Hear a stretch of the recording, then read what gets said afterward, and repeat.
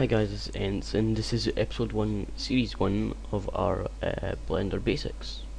This episode we'll be going over the menus that you see around the 3D viewport, and we'll touch on editing and manipulating the 3D viewport. So let's go ahead and get started.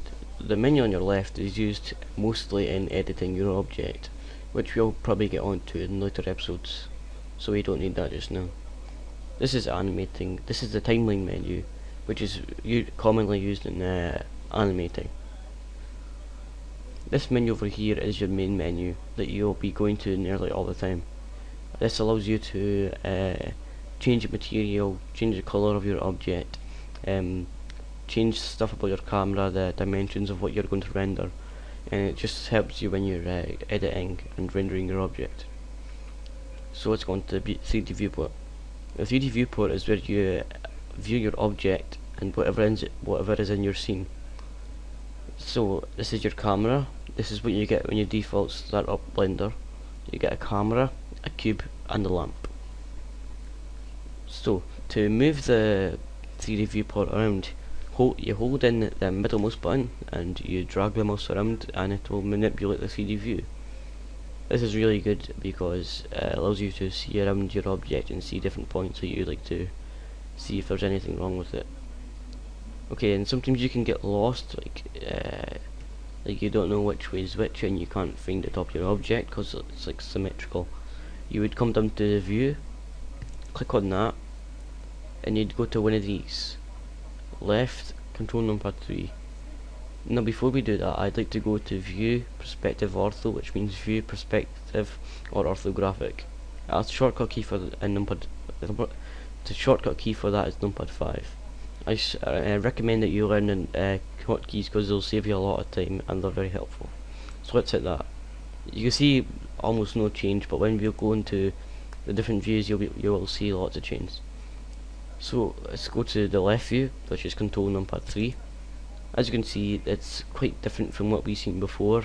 If we go back to the view menu and click on that, that is like orthographic. This is what orthographic is. It basically gives you a 2D view of what you're creating. Let's go back down to view. Let's go to right, numpad 3. It basically just goes to the right side of it. Back, which is control numpad 1, goes to the back of it. The same with the rest of them. Front to numpad 1 goes to the front.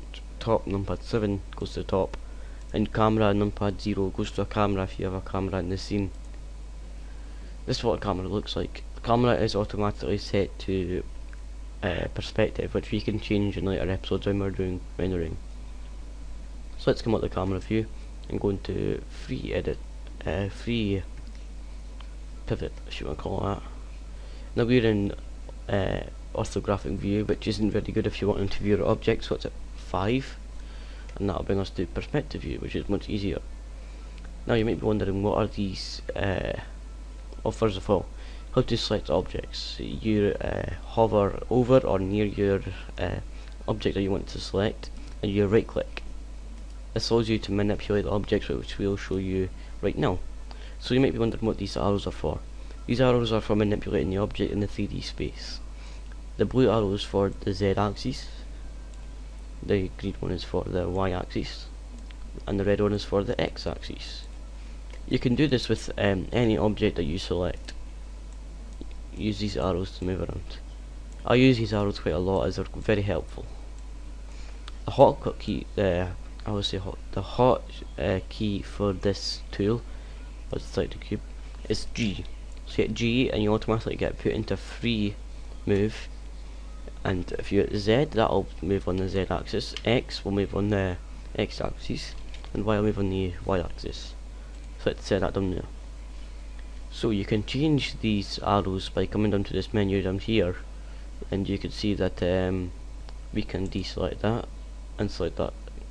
So deselecting this button will take away those arrows if you might misclick them when you're editing your object. So this automatically goes to the default one, and I don't think you could take that off without clicking this button. So that is the default arrows there, which enable you to move it around the 3D space.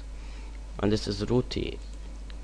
This may look confusing to newcomers to this to Blender, Basically it's just the same as the arrows. The green is for the y-axis, blue is for the z, red is for the x, and the white circle around it is for manipulating, rotating it around whichever way you're viewing the object.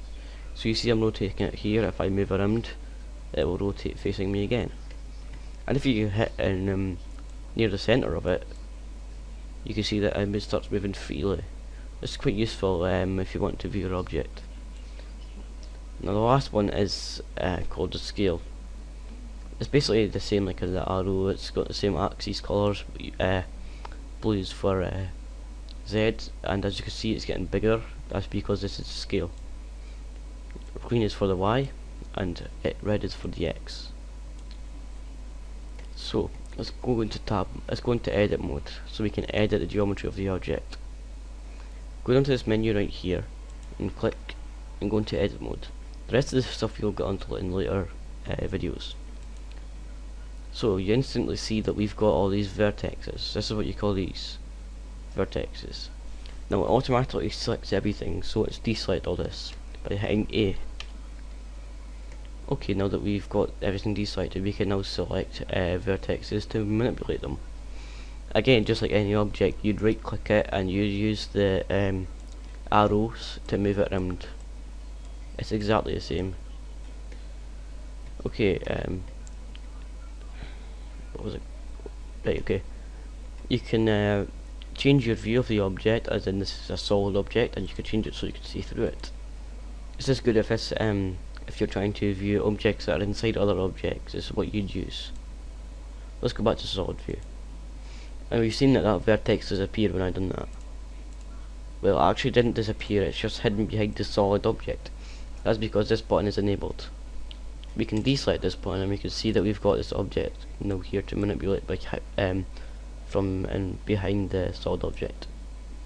So another useful editing tool in Blender is these. This is a default one that is selected, which is a vertex. We can change it to the line or edge, and this will enable us to move edges, which are two vertexes at the same time. This is quite useful. This is a quite good time saver. I use it kind of a lot. This one is face. This allows you to move 4 vertexes at the same time, or a face. It works exactly the same as any manipulating object or vertex or line. Okay, I believe that's us covered everything in this tutorial, so I will see you in episode 2.